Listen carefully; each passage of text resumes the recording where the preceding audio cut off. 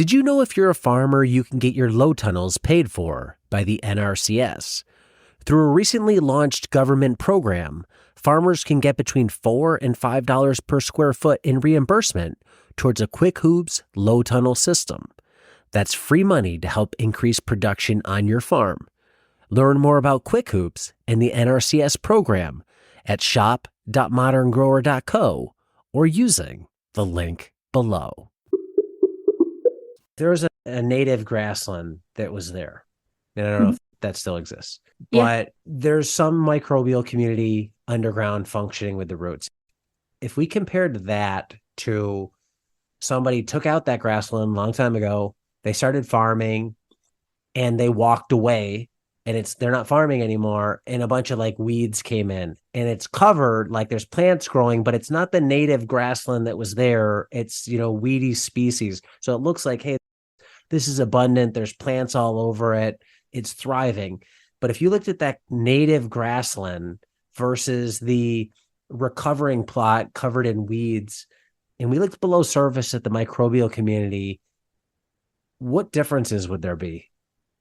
Yeah, so these two environments are where I spend a lot of time comparing fungal communities across what I call old growth grasslands. So in Kansas, we actually have a ton of them. So grasslands basically have been around since the last glaciation throughout much of the Midwest. And basically from Kansas all the way to Indiana, from Canada pretty much to Mexico would have been this grassland ecosystem called the tallgrass prairie.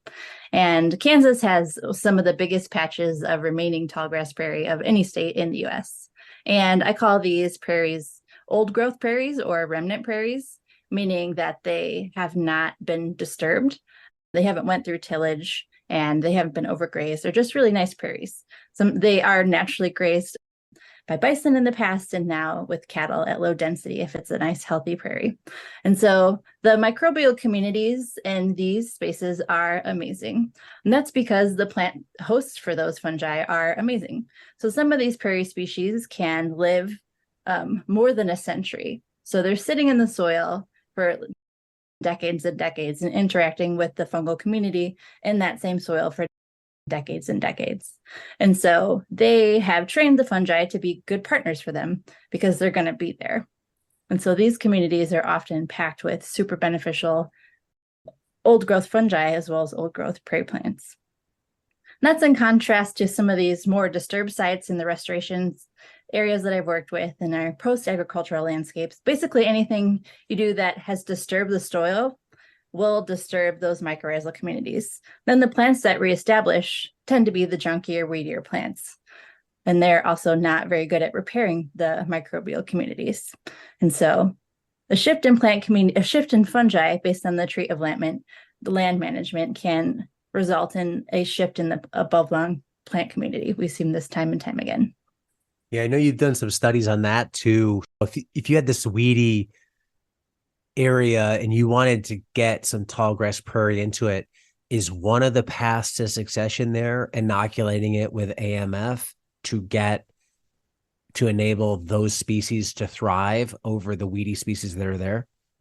Yeah, so there's a couple paths in restoration. Managing the land in some way to reduce the nutrient accumulation from those weedy plants or from the ag history is important. So in Kansas, we often burn the landscape.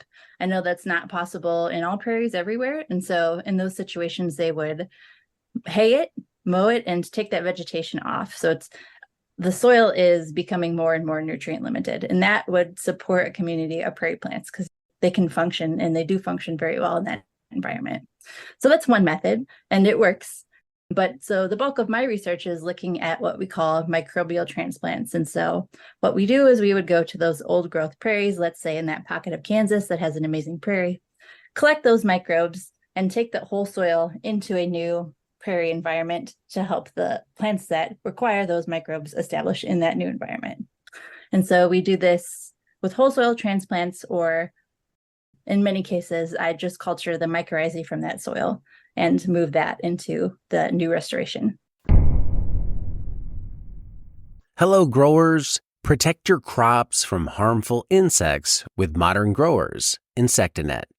This top-tier insect netting made by Modern Grower shields your plants from pests and harsh weather, boosting your yields without harmful sprays.